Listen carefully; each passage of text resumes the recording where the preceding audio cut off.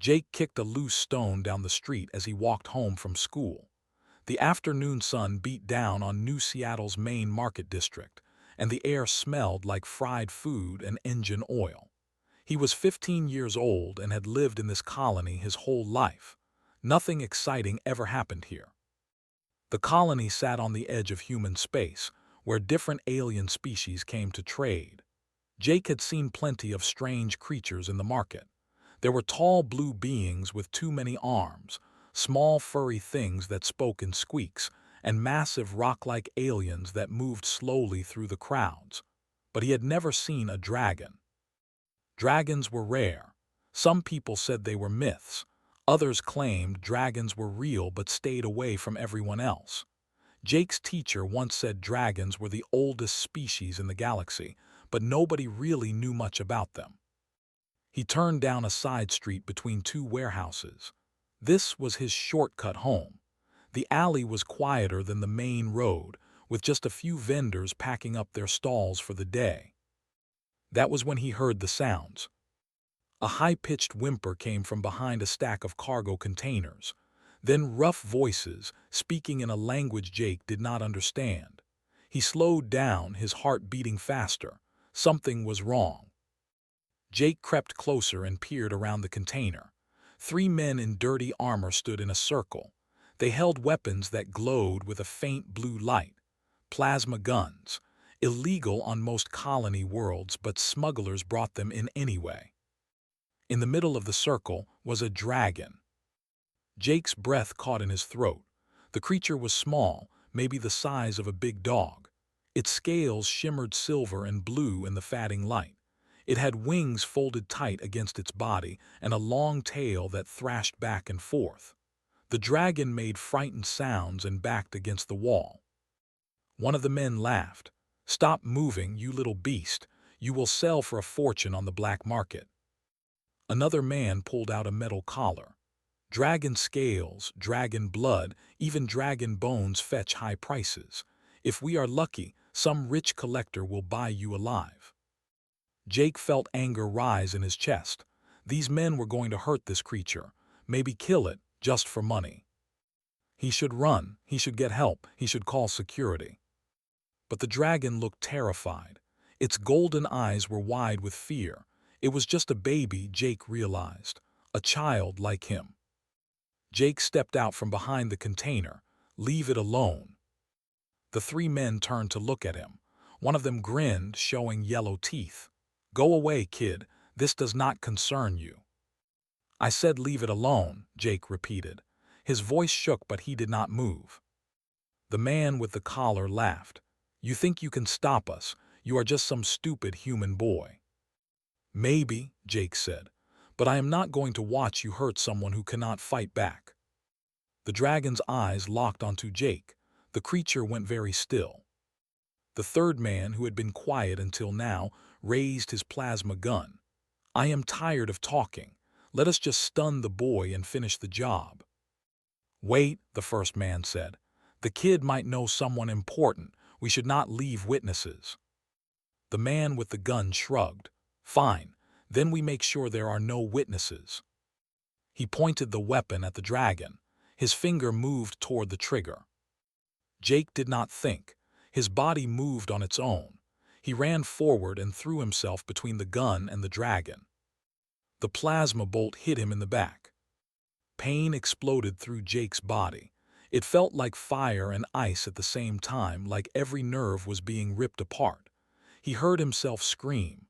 Then he was falling, and the ground rushed up to meet him. He hit the pavement hard. His face scraped against the rough surface. He tried to move his legs, but they would not respond. He could not feel them at all. The dragon let out a sound unlike anything Jake had ever heard. It was not a roar or a screech. It was something deeper, something that vibrated in his bones. The sound grew louder and louder until Jake thought his skull might split. Glass shattered. The cargo containers shook. The 3 men screamed and ran, dropping their weapons as they fled. Jake lay on the ground, unable to move. Blood pooled beneath him, his vision blurred. He felt cold, so cold. The dragon moved closer. Jake could see its face now, just inches from his own. Tears ran down the creature's scaled cheeks. It made soft, mournful sounds and pressed its snout gently against Jake's hand. "It is okay," Jake whispered. His voice came out weak and raspy. "Run, get away from here." The dragon did not leave. It stayed beside Jake, crying. Footsteps echoed in the alley. Voices shouted. Security forces were coming, drawn by the sound of the blast. The dragon looked up, then back at Jake. It made one more soft sound like a promise, then spread its wings. In 3 powerful beats it was airborne and gone. Jake's eyes closed. The last thing he saw was the sky, painted orange and pink by the setting sun. He woke up in a hospital bed. White lights glared down at him. Machines beeped steadily nearby. His mother sat in a chair next to him, her face red and puffy from crying. "Mom," Jake's voice cracked. Grabbed his hand. "Oh, thank God, Jake baby, you are awake." "What happened? Where am I?" "You are in New Seattle Medical Center. You have been unconscious for 2 days." She squeezed his hand. "The doctors said you are lucky to be alive." Jake tried to sit up. His upper body moved fine, but his legs felt strange, distant, like they belonged to someone else. "Mom, why can't I feel my legs?" His face crumpled. Fresh tears spilled down her cheeks. "Jake, the plasma bolt hit your spine. The doctors did everything they could, but the damage was too severe." "What does that mean?" A doctor entered the room. He was an older man with gray hair and tired eyes. "Jake, I am Dr. Phillips. I need to explain your condition to you." Jake looked between his mother and the doctor. Fear crept into his chest. Dr. Phillips pulled up a chair and sat down. "The plasma weapon damaged your spinal cord at the lumbar region. We were able to stabilize you and save your life, but we could not repair the nerve damage. With our current medical technology, the injury is permanent." "Permanent?" Jake repeated. The word felt heavy in his mouth. "You are paralyzed from the waist down, Jake. I am very sorry."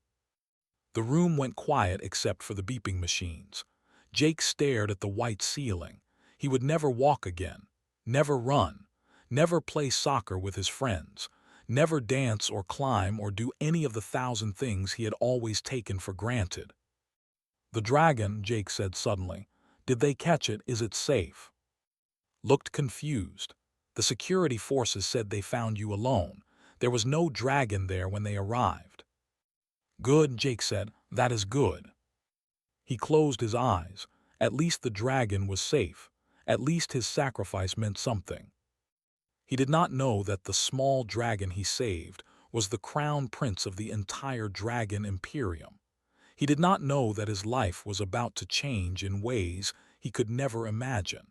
He did not know that dragons never forgot a debt, and that what he had done would shake the foundations of galactic politics. All he knew was that he was paralyzed, and somewhere out there, a small dragon with silver blue scales was alive because of him. For now, that had to be enough. Jake stared at the ceiling of his hospital room. He had memorized every crack and stain over the past week. The ceiling never changed. It was always there, always the same. Unlike his life, which had turned completely upside down. A wheelchair sat in the corner of the room. The physical therapist said he would start learning to use it tomorrow. Jake had not looked at it properly yet. Every time his eyes drifted that way, he felt sick. His mother came every day. She brought his favorite foods and talked about normal things, like what was happening at her job or what the neighbors were doing. She was trying so hard to act like everything was fine. Jake appreciated it, even though they both knew nothing would be fine again. The door opened. Danny walked in carrying a bag of chips and a tablet. Danny was Jake's best friend since they were 6 years old. He had visited every single day since Jake woke up. "Hey," Danny said, pulling up a chair. "I brought your homework. Mister says you need to finish the essay about galactic trade routes." Jake laughed, but it came out bitter. "What is the point? I can't even walk. Why would I need to know about trade routes?" Danny opened the chip bag and held it out. Because you are still the kid in our class, and your brain works just fine. Jake took a chip but did not eat it. I was supposed to try out for the track team next month. Coach said I had a real shot at making it. I know. And there was that camping trip to the mountains. Remember, we were going to climb Mount. I remember. Jake crushed the chip in his hand. Everything is gone, Danny. Everything I wanted to do, everything I planned. All gone because I was stupid enough to get in the way of a plasma gun. Danny was quiet for a moment. Then he said, "You saved that dragon's life. That was not stupid, that was brave." Brave, Jake repeated. I am so brave I can't even go to the bathroom by myself anymore. Jake.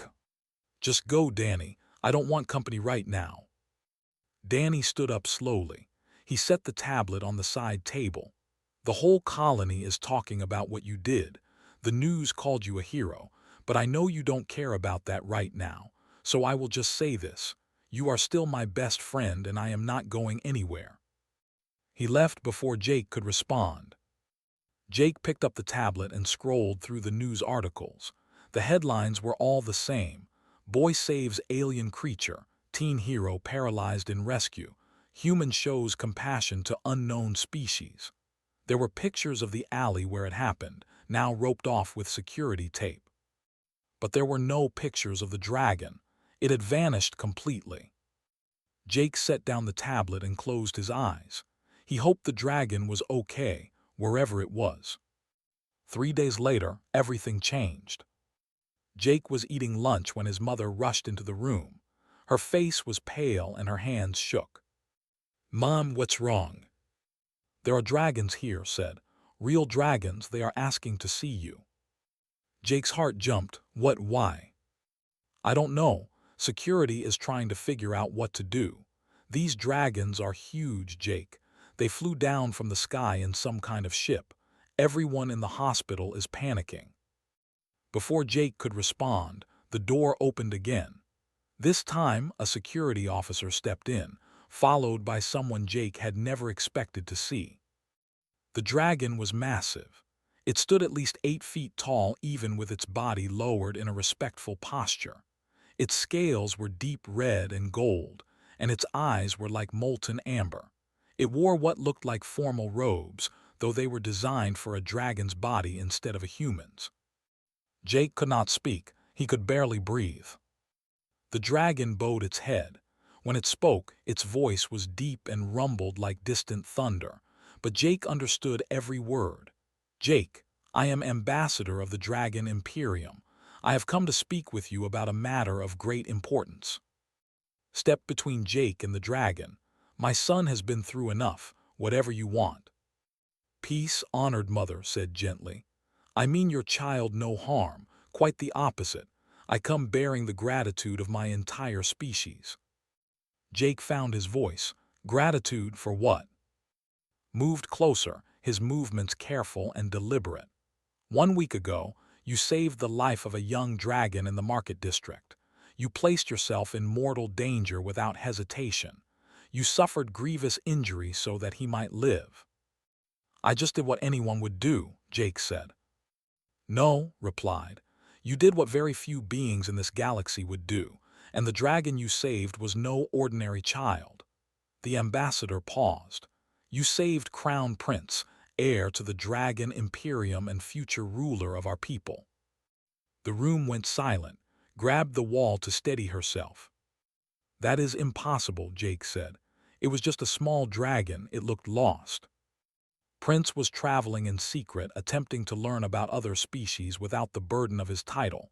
It was foolish and dangerous, but he is young and curious. When mercenaries discovered his true nature, they attempted to capture him for ransom. Eyes grew sad. You intervened. You saved the heir to the oldest throne in the galaxy. Jake shook his head. I didn't know, I just saw someone who needed help. That makes your action even more remarkable. You helped not for reward or recognition, but because it was right. Bowed deeply.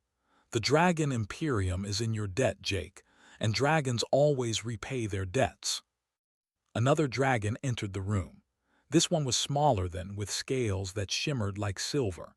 It carried a small device that glowed with soft blue light. "This is Healer," explained. "She has examined your medical records. The damage to your spine is severe by human standards, but it is not beyond our ability to repair." Jake's mother stepped forward. "What are you saying?" "We can heal your son," said simply. "We have technology that can regenerate damaged nerves and restore full function to his body. If he agrees, we can make him whole again." His eyes filled with tears. "You can make him walk again." "We can do far more than that. We can erase the injury as if it never happened." Jake felt dizzy. This could not be real. Things like this did not happen to people like him. "Why?" he asked. "Why would you do this for me?" His expression grew serious. "Because you sacrificed yourself for one of our children. In dragon culture, there is no greater honor. To protect a child at the cost of your own well-being is the mark of a true protector. We call such individuals in our language. It is a title reserved for the most courageous souls." "I am not courageous," Jake said. "I am just a kid who made a stupid decision." "You are wrong," replied. "True courage is not the absence of fear. It is acting in spite of fear. You saw danger and chose to face it. You knew you might be hurt, but you acted anyway. That is the definition of bravery." Was crying openly now. "Please, whatever you need, whatever it costs, please help my son." "There is no cost," said. "This is a debt of honor. However, the healing process cannot be done here. Jake would need to come to our prime. The regeneration chambers are there." Jake looked at his mother, then back at, "How long would it take?" "Several weeks, perhaps a month. The healing is complex and cannot be rushed." "And you can really fix me, make me normal again?" Moved closer until his great head was level with Jake's.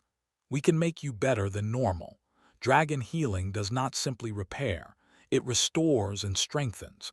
You would emerge from the chambers healthier than you have ever been." Jake wanted to say yes immediately. He wanted to scream yes, but something held him back. "I don't want to owe anyone anything," he said quietly. "I don't want to be in debt for the rest of my life." Made a sound like a warm rumble. "It is we who are in debt to you, young one. This is not charity. This is payment for what you have done. The Dragon Imperium takes honor very seriously. You saved our prince. We will save you. That is how this works." Grabbed Jake's hand. "Jake, please let them help you." Jake looked down at his useless legs. He thought about the wheelchair in the corner. He thought about never running again, never feeling grass under his feet, never doing any of the things he had dreamed about.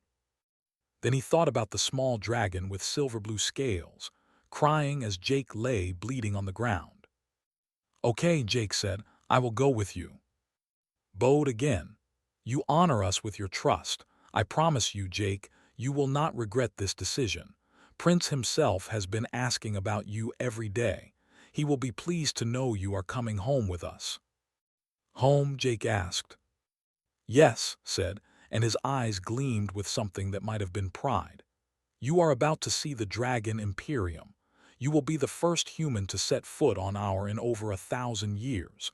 Prepare yourself, young. Your life is about to change in ways you cannot yet imagine." Jake squeezed his mother's hand. She squeezed back, tears still running down her face, but now she was smiling. The ceiling above him looked the same as always, but Jake knew that after today, nothing would ever be the same again.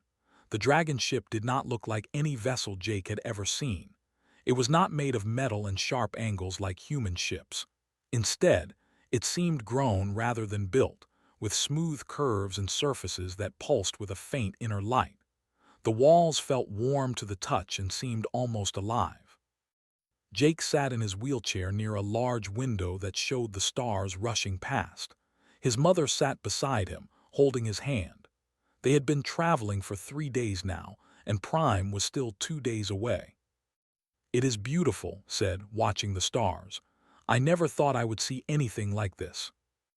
Ambassador entered the observation room. He had to duck slightly to fit through the doorway. "How are you finding the journey, young?" Jake had asked to stop calling him that, but the ambassador insisted. He said it was Jake's proper title now, recognized by the entire Dragon Imperium. "It is strange," Jake admitted. "Everything feels different here. The air, the gravity, even the light. It is like being in a dream. Our ships are designed for dragon comfort, but we have adjusted the environment for you as much as possible. Is there anything you need?" "Just answers," Jake said. "Everyone keeps treating me like I am someone important, but I am just a kid who did one thing." Settled down onto the floor, folding his massive body into a resting position. "Let me tell you about dragons, Jake. We are an old species. Very old. We remember when your people were still learning to use fire. We have watched countless civilizations rise and fall."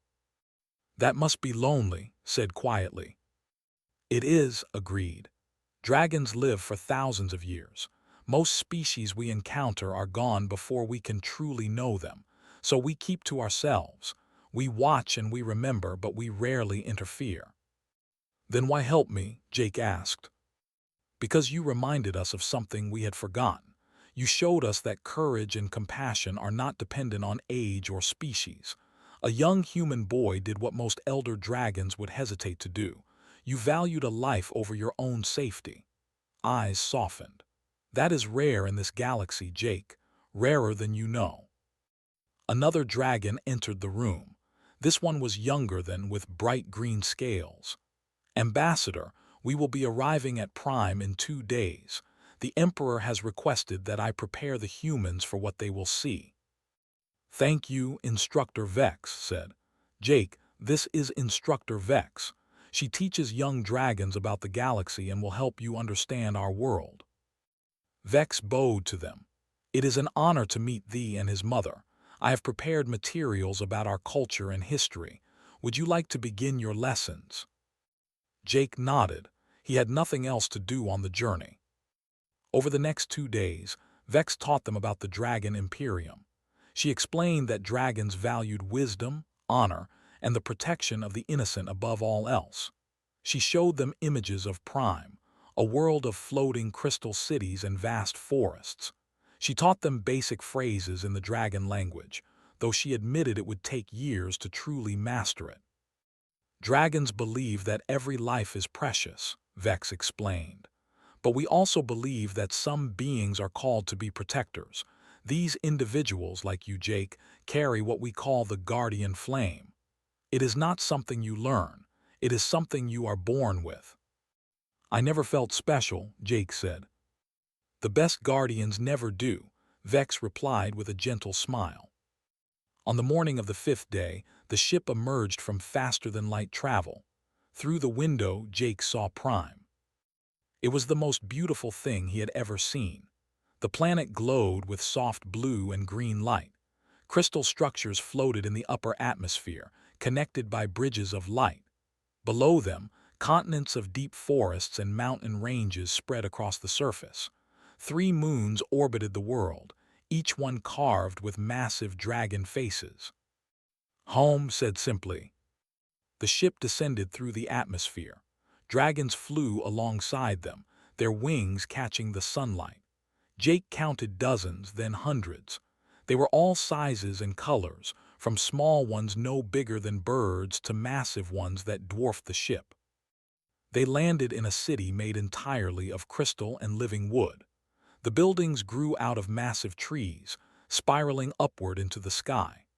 Dragons walked on wide streets, some in their natural forms and others in shapes that could interact more easily with smaller beings. "Welcome to the capital city," Vex said, "and there at the center is the Imperial Palace." The palace was enormous. It rose from the ground like a mountain made of gold and crystal. Waterfalls cascaded down its sides. Gardens grew on terraces that spiraled around its base. At the very top, a golden dome glowed with inner light. Jake could not find words. They were taken from the ship in a floating platform that required no wheels.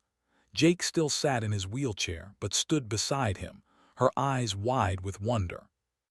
Dragons stopped what they were doing to watch them pass. Some bowed, others whispered to each other. Jake heard the word repeated over and over. The palace interior was even more impressive. The walls were covered in carvings that depicted dragon history going back thousands of years. Crystals embedded in the ceiling provided light that was somehow softer and warmer than any artificial light Jake had known. They were brought to a massive throne room. Two dragons sat on thrones made of living crystal. One was silver with wings that seemed to be made of starlight. The other was gold with eyes like suns.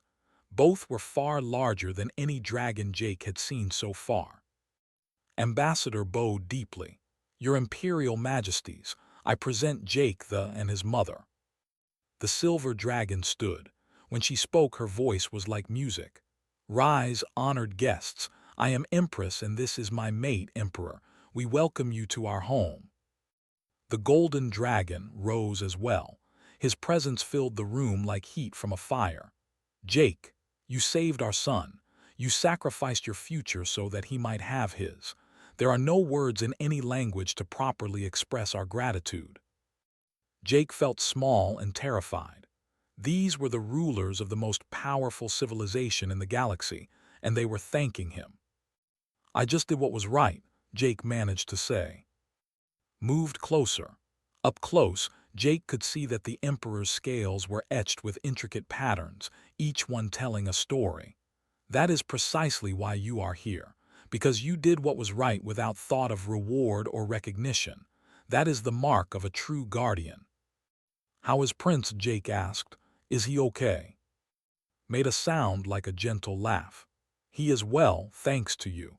He has been asking to see you every day since the incident. He wants to apologize in person." "He does not need to apologize," Jake said quickly. "He did nothing wrong." "Tell him that yourself," said. "He is waiting outside. He has been too nervous to enter." The massive doors at the end of the throne room opened. A young dragon entered, moving slowly and keeping his head low. His scales were silver and blue, exactly as Jake remembered. But he was not small anymore. Prince was nearly as large as Ambassador, with wings that dragged slightly on the floor and a tail that swished nervously behind him. The prince approached Jake and then did something that made the entire throne room gasp. He lowered himself to the ground and pressed his snout to the floor in front of Jake's wheelchair. "Jake," said, his voice shaking, "I am so sorry. My foolishness caused your suffering. I will carry this shame for the rest of my life." Jake looked at the prince, then at the Emperor and Empress. Everyone seemed to be holding their breath. "Get up," Jake said. "Please get up." Raised his head slightly. His golden eyes were filled with tears. "You have nothing to be sorry for," Jake continued. "You were in trouble, I helped. That is all. If I had the choice to do it again, I would do the same thing." "But you are hurt because of me," said. "I am hurt because some bad people tried to hurt you. That is not your fault." Jake looked the prince in the eyes. "Besides, your people are going to fix me, so everything will be okay." Slowly rose. He was still young, Jake realized. Maybe the dragon equivalent of a teenager. And he had been carrying guilt for a week, thinking he had destroyed someone's life. "I want us to be friends," Jake said, "if you want that too." His eyes widened. "You would be my friend after everything." "Why not? You seem nice. And you are the only dragon I have actually met before today." For the first time since entering the room, smiled. It was a dragon smile, showing rows of sharp teeth, but Jake could tell it was genuine. Empress stood. "This meeting has gone well, but Jake, you must be tired from your journey. We have prepared chambers for you and your mother. Tomorrow we will begin the healing process." Jake nodded. He was tired, and the weight of everything that had happened was starting to sink in. As they were led out of the throne room, Prince followed. "Can I visit you tomorrow?" he asked shyly, "before the healing begins." "Sure," Jake said. "I would like that." The chambers they were given were more like a small house than a room. There were beds built for humans, along with a bathroom and a sitting area with a view of the city. Food had been prepared for them, real human food that somehow tasted better than anything on New Seattle. Sat on the edge of Jake's bed that night. "Are you scared?" she asked. "A little," Jake admitted. "What if something goes wrong? These dragons have technology we can only dream of. They will take care of you. I know they will." She kissed his forehead. "And even if you were staying in that wheelchair forever, you would still be my son, and I would still be proud of you." Jake hugged her. "Thanks, Mom." That night he dreamed of flying. Not in a ship, but with wings of his own, soaring through the skies of a beautiful alien world. When he woke, sunlight was streaming through the windows, and he could hear dragons singing outside. Today, the healing would begin. Today, he would be made whole. The regeneration chamber looked like a giant crystal egg filled with glowing liquid. Jake floated inside it, breathing through a mask that covered his nose and mouth. He could not feel pain, but he could sense something happening deep in his body. His spine tingled and burned at the same time. Through the translucent walls of the chamber, he saw dragons moving around, checking readings on screens that floated in the air. Healer was there, along with 3 other healers. Prince stood nearby, refusing to leave even when the healers told him to rest. The healing took 4 weeks. Jake spent most of that time unconscious or in a dreamlike state.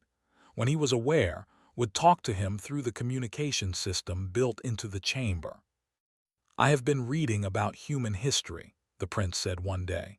"Your people have only been traveling to other worlds for 200 years. That is remarkable. Most species take thousands of years to reach that point."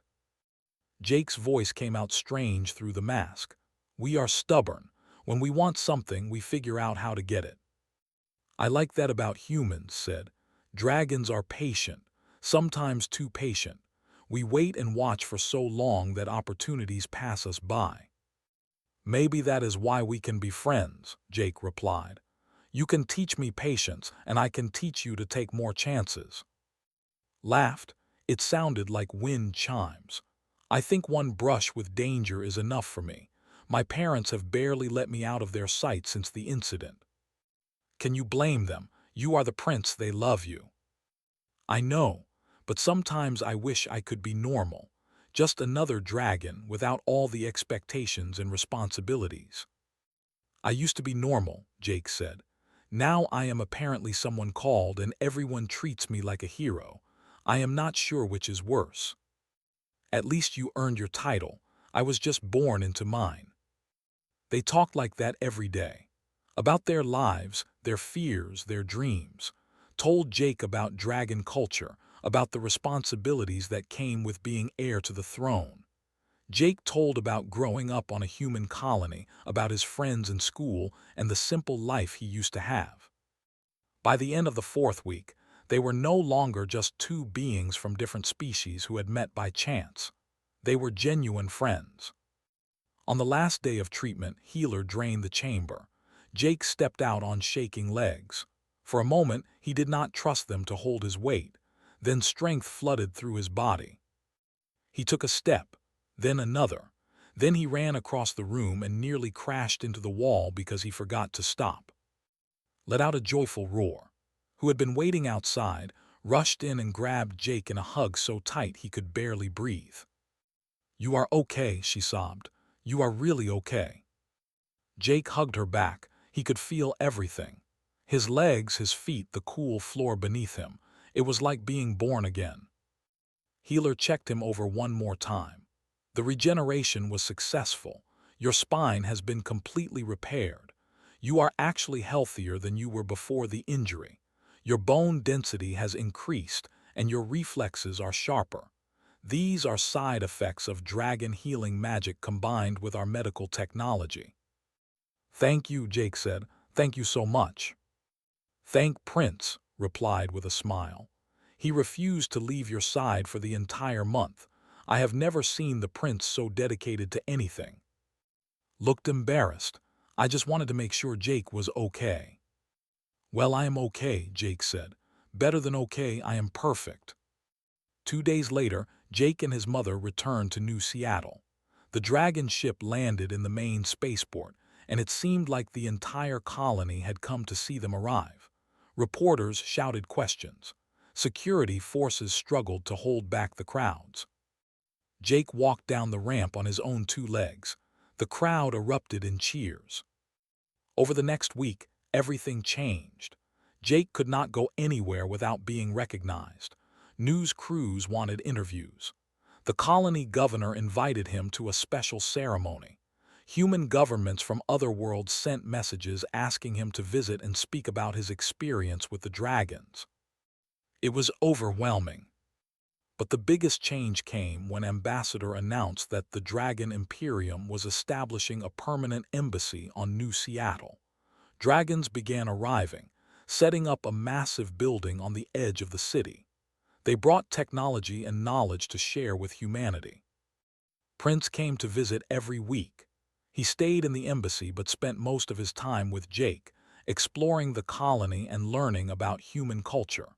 Some people were afraid of the massive dragon walking through their streets, but most were fascinated. "Your food is interesting," said one day as they sat in a small restaurant. The prince had to stay outside because he was too big to fit through the door, but the owner had set up a table on the patio for them. So many different flavors. Dragons mostly eat meat. "You should try dessert," Jake said, pushing a plate of chocolate cake toward the prince. "This is the best part of being human." Took a careful bite, his eyes went wide. "This is amazing. Why do dragons not have this?" "Because you never asked humans about it," Jake replied with a grin. Danny came by to join them. He was less nervous around now, though he still spoke more quietly than usual. "Jake, did you see the news? Other alien species are requesting meetings with human leaders. Ever since the dragons started helping us, everyone wants to be our friends." "That is good, right?" Jake asked. "Maybe," Danny said. "But my dad says some species are not happy about it. The especially. They have been making angry speeches at the Galactic Council." His expression darkened. "The Dominion. They have always resented my people's power. They see dragons as a threat to their own influence." "Should we be worried?" Jake asked. "My father does not think so. They are always complaining about something, but they would not dare challenge the Dragon Imperium directly." 2 months after Jake's return, Ambassador came to his house late one night. The dragon looked worried. "We need to talk," said. "The investigation into the mercenaries who attacked Prince is complete. What we discovered is troubling." Jake's mother made tea while explained. The mercenaries had not been random criminals. They had been hired by agents of the Dominion.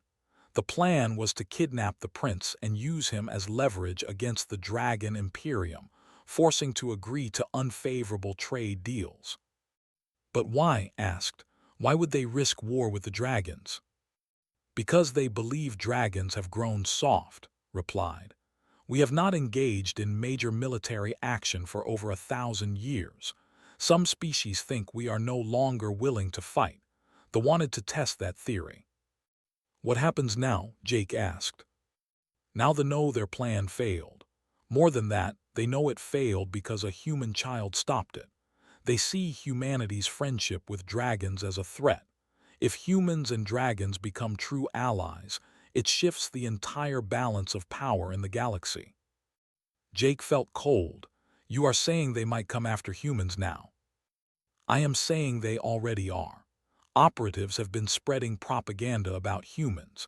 They claim you are dangerous, that you manipulate dragons for your own benefit. They are trying to turn other species against you before your alliance with us can grow stronger." Put a protective hand on Jake's shoulder. "What can we do?" "Be careful, stay alert, and trust that we will protect you," looked directly at Jake. "You saved our prince, young. We will not abandon you or your people now." After left, Jake lay awake in bed. He had thought saving was the end of the story. One brave act, then back to normal life. But nothing was normal anymore. His choice in that alley had set off a chain of events that was still unfolding. The next morning, Danny came running to Jake's house. "Turn on the news, now." Jake grabbed his tablet and pulled up the news feed. The headlines made his stomach drop. Dominion mobilizes fleet. Tension rising at Galactic Council. Human-Dragon Alliance sparks crisis. The news showed footage of massive warships gathering at the edge of their territory. Military analysts were calling it the largest mobilization in decades. Prince arrived within the hour, landing outside Jake's house in a rush of wind. "Have you seen the news?" "Everyone has seen it," Jake said. "Are they really going to attack?" "My father is not certain. They may just be posturing, trying to frighten other species into opposing the Human-Dragon Alliance. But we must prepare for the possibility of conflict." "This is my fault," Jake said quietly. "If I had not saved you." "Then I would be dead or a prisoner, and they would have one anyway," interrupted. "This is not your fault, Jake. This conflict has been building for years. You merely brought it to a head." Jake's mother came outside. "The governor's office called. They want to evacuate civilians from the outer districts. They are afraid the colony might be targeted." "Smart," said. "New Seattle is symbolic. If they want to make a statement about human-dragon friendship, this colony would be their first target." "Then we need to defend it," Jake said. "We will," promised. "My father is sending ships. Dragon warriors will protect this world." "That might make things worse," Danny pointed out. "If dragons fight to protect humans, it proves what they are saying, that we are too close, that we are a threat." His eyes blazed. "Let them think what they want. I will not stand by while my friend's home is threatened." Over the next few days, the situation grew worse. The Galactic Council called an emergency session. Human representatives were invited to speak, and they asked Jake to come with them. "Me?" Jake said in disbelief. "Why would they want me there?" "Because you are the reason any of this is happening," the governor explained. "You are the bridge between humans and dragons. Your voice might be the only one they listen to." Jake looked at his mother, then at, "I am just a kid. I do not know anything about politics." "You know about courage," said. "You know about doing what is right even when it is hard. That is what the council needs to hear." Jake took a deep breath. "Okay, I will go, I will speak." The dragon ship lifted off from New Seattle, carrying Jake toward the Galactic Council station. Flew alongside them, his wings cutting through space in a way that should have been impossible but somehow worked. As they traveled, Jake looked out at the stars and thought about everything that had happened. 4 months ago, he was just a normal teenager. Now he was heading to speak before the leaders of 100 different species, trying to prevent a war. He touched his legs, remembering what it felt like to be paralyzed, remembering the choice he had made in that alley. He would make that choice again, every time. And he would face whatever came next the same way. With courage, with honesty, and with friends at his side. The Galactic Council station was enormous. It hung in neutral space between star systems, a massive ring of metal and crystal where representatives from over 100 species gathered to discuss trade, law, and peace. Jake had seen pictures of it in school, but seeing it in person made him feel incredibly small. The council chamber was even more intimidating. It was shaped like an amphitheater, with seats rising in circles around a central platform. Each section held different species. Jake saw towering rock beings, floating creatures made of light, aliens with too many limbs, and dozens of others he could not even begin to identify. The human delegation sat in a small section near the bottom. They looked tiny compared to most of the other species. Jake sat between Ambassador and Prince, who had insisted on attending despite protocol concerns about royalty entering the chamber. At the center of the highest ring sat the council chairman, a being that looked like a tree made of silver with glowing blue eyes. When it spoke, every translator in the chamber relayed its words. "This emergency session has been called to address the growing crisis between the Dragon Imperium and the Dominion. They have brought formal accusations against the dragons and their new allies, the humans. We will hear these accusations first. A section of the chamber lit up. The representative stood. He was massive, with dark red scales that were nothing like dragon scales, rough and armored instead of smooth and elegant. His eyes were cold and yellow. The dragon Imperium has broken thousands of years of neutrality, the hissed. They have chosen to elevate a primitive species based on one act by one individual. This favoritism threatens the balance of galactic power.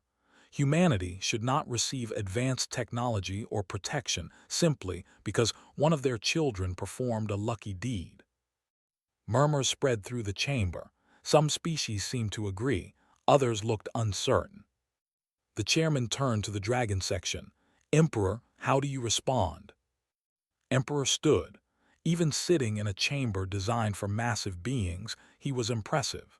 His golden scales caught the light and seemed to glow. They accuse us of favoritism, but they misunderstand our intentions. We do not elevate humanity because of luck.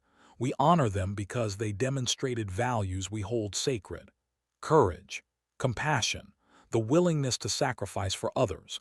These are not primitive traits. These are the marks of true civilization. One boy's action does not represent an entire species, the shot back. Humans are violent. They fight among themselves constantly. They destroy their own worlds.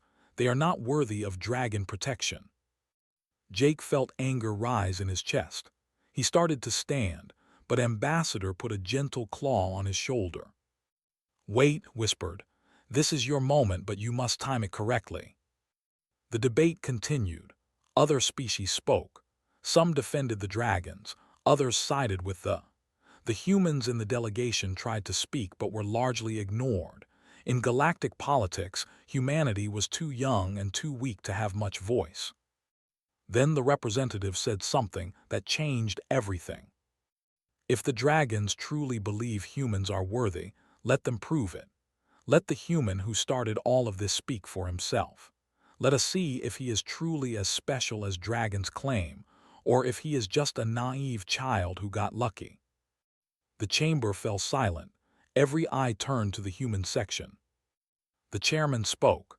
"They make an interesting proposal. Does the human delegation have anyone who wishes to speak?" The lead human diplomat, a woman named, looked at Jake. "You do not have to do this," she whispered. "Yes, I do," Jake said. He stood and walked to the central platform. His legs felt weak, but he forced himself to keep moving. When he reached the platform, he looked up at the hundreds of beings staring down at him. He was 15 years old. He was not a diplomat or a politician. He was just a kid from a colony world who had made one choice. "My name is Jake," he began. His voice echoed through the chamber. "4 months ago, I saw someone in trouble. I saw mercenaries about to hurt a young dragon. I did not know who that dragon was. I did not know he was a prince. I just knew he needed help." The representative laughed. "And you expect us to honor you for basic decency?" "No," Jake said. "I do not want honor. I never asked for any of this. But you are all here arguing about whether humans deserve to be friends with dragons, and you are missing the point." "Enlighten us then, human child," the said mockingly. Jake looked directly at him. "I was not special. What I did was not unique to humans. Any species here could have done the same thing. You could have stepped in to stop those mercenaries. Any of you could have, but you did not because you were not there." He turned to address the entire chamber. "You all talk about humans like we are a problem to solve, like we are too violent or too primitive or too young. But maybe the real problem is that you are all so busy competing with each other that you forgot what matters. Dragons did not help me because they wanted something from humanity. They helped me because I needed help, just like Prince needed help." "Pretty words," they said, "but words are easy, actions matter." "You are right," Jake agreed. "Actions do matter. So let me tell you what I have learned about dragons in the past 4 months. They did not just heal me and send me home. They welcomed my mother and me to their world. They treated us with respect and kindness. They shared their knowledge and culture. Prince became my friend not because he had to, but because he wanted to. He looked at, who nodded encouragement. Dragons are not breaking neutrality. They are choosing to care about something beyond their own interests. Maybe that scares some of you. Maybe you liked it better when dragons just watched and did nothing. But I think the galaxy needs more people who are willing to help others, not fewer. And if they see that as a threat, the chairman asked. Jake took a breath. Then they have already lost, because if you see kindness as a threat, you have forgotten what civilization is supposed to be about. The chamber erupted in noise. Some species cheered, others shouted in anger. The representative roared, demanding Jake be removed for disrespect. But Jake had said what he needed to say. He walked back to his seat. Ambassador leaned over. That was well done, young. Before the chairman could restore order, alarms began blaring throughout the station.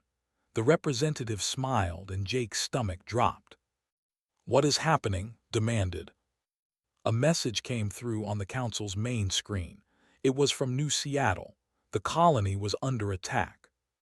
Warships had emerged from faster-than-light travel directly above the colony. They were firing on the orbital defense platforms. On the screen, Jake could see explosions lighting up the space around his home. This is an outrage, Emperor roared.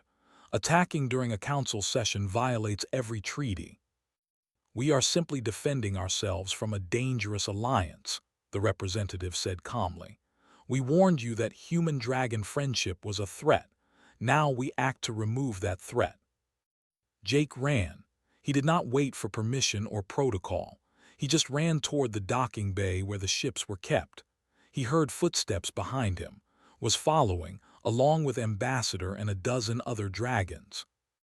We need to get back to New Seattle, Jake shouted. Agreed, said. My people are already mobilizing, but it will take time for our fleet to arrive. We can get there faster on our own. They reached the dragon ship and took off immediately. Flew alongside them, his wings somehow propelling him through space faster than seemed possible. The journey back to New Seattle took 4 hours. 4 hours of watching news feeds showing the battle. 4 hours of seeing ships bombard the colony's shields. 4 hours of pure terror. When they finally arrived, the scene was chaos. Warships filled the orbit around the colony. Human defense fighters darted between them like insects attacking giants. The colony's shields were holding, but they were failing. We need to evacuate people, Jake said. Get civilians away from the fighting. I will buy you time, said. He dove toward the fleet, roaring a challenge that made the ship shake. Other dragons began arriving. Not many, not yet, but enough to make a difference. They engaged the ships, their natural abilities allowing them to fight in space without vessels. Jake's ship landed in the colony. The streets were full of people running toward evacuation shelters. He grabbed a communication device from a security officer. This is Jake, he said, broadcasting to the entire colony. Stay calm, move to the nearest shelter. Dragons are here, they are fighting for us. He spent the next 3 hours helping coordinate evacuations. He directed people to safe zones, helped carry children who could not run fast enough, and worked with colony security to make sure no one was left behind. Above them the battle raged. Jake saw fighting like a demon tearing through ships with claws and fire. Other dragons fought beside him, but there were so many ships, too many. Then Jake saw something that made his heart stop. A massive battleship fired a weapon directly at a residential district where hundreds of people were still evacuating. A dragon Jake did not know threw itself in front of the blast. The beam hit the dragon directly, tearing through its body. The dragon fell from the sky and crashed into an empty field outside the city. Jake ran toward where it had fallen. By the time he reached it, the dragon was dying. It was young, with green scales that were now blackened and broken. Why? Jake asked, tears streaming down his face. Why did you do that? The dragon looked at him with fatting eyes. Because you would have done the same for us. Then it died. Jake knelt beside the dragon's body. Around him, the battle continued, but something had changed. News of the dragon's sacrifice spread rapidly. Other species watching the conflict saw what happened. A dragon had died protecting humans, not just protecting them, but choosing to die so they could live. More dragons arrived. The full might of the dragon Imperium fleet emerged from faster-than-light travel, filling the space around New Seattle. They suddenly found themselves outnumbered and outmatched. But the battle had already been decided by something more powerful than weapons. The galaxy had watched one dragon give its life for humans, then another, then three more, each one choosing to shield civilians at the cost of their own lives. Species that had been neutral in the conflict suddenly spoke out against the Galactic Council issued an emergency decree condemning the attack. Even some of its allies turned away in disgust. The fleet retreated. They had no choice. They had lost not just the battle, but something far more important. They had lost the moral argument. The aftermath was painful. 7 dragons had died defending New Seattle. The colony held a memorial service that lasted 3 days. Representatives from dozens of species attended. Even some came, speaking quietly about how they had not supported their leader's decision. Jake stood beside Prince at the memorial.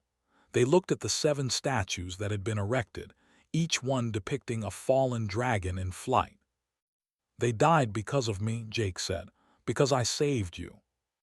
"No," replied firmly. "They died because they chose to, just like you chose to save me. That is what courage is, Jake, making the choice even when it is hard." 5 years passed. Jake was 20 years old now. He stood in the same place where the memorial had been held, but the area had changed. Where there had once been empty fields, there was now a massive cultural center. Human and dragon children played together in the gardens. Students from a dozen species studied in the library. Jake wore formal robes that marked him as the official human ambassador to the Dragon Imperium. He had learned the dragon language. He had traveled to hundreds of worlds. He had spoken before the council dozens of times. But he still remembered that day in the alley. He still remembered being paralyzed. He still remembered every dragon who had died. Prince landed beside him. He was fully grown now, massive and powerful, but his eyes were still kind. "Thinking about the past?" asked. "Always," Jake said. "Do you ever regret it, everything that happened?" "Never," said firmly. "You gave me my life. My people gained true friends. The galaxy learned that courage and compassion matter more than power. How could I regret any of that?" They stood together in silence, watching human and dragon children play. The barrier between species that had existed for thousands of years was crumbling. It had started with one choice in an alley. One boy who saw someone who needed help and did not think about the consequences. One dragon who remembered and made sure that sacrifice meant something. And a galaxy that learned that the smallest acts of courage could change everything. Jake touched his legs, remembering what it felt like to lose them, remembering what it felt like to get them back, remembering everything he had gained and lost and gained again. "Come on," said. "We have a meeting with the council. They want to discuss expanding the cultural exchange program." "More work," Jake said with a smile. "Does it ever stop?" "I hope not," replied. "We are building something better that takes time." They walked together toward the government building, a human and a dragon, friends who had changed the galaxy. Above them, ships from 100 worlds came and went, trading and talking and learning from each other. It had all started with one choice. And it would never end.